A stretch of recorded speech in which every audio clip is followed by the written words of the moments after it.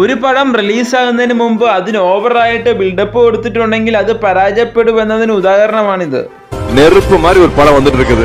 And this film is also about not a fighter but a warrior. എന്നാലും സൂര്യ കൂടി ഇത്രയും confidence ആയിട്ട് പറഞ്ഞപ്പോൾ വരാൻ പോകുന്നത് ഒരു മാരക ഐറ്റം തന്നെയാണെന്ന് എല്ലാവരും പ്രതീക്ഷിച്ചു.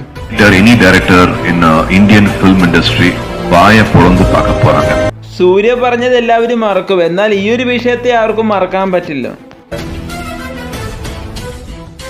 ഈ ഒരു കാര്യത്തിൽ തന്റെ പടം റിലീസാകുന്ന ടൈമിൽ ദളപതി വിജയ് പറയുന്ന കാര്യം ഒന്ന് കേട്ടു നോക്കൂ.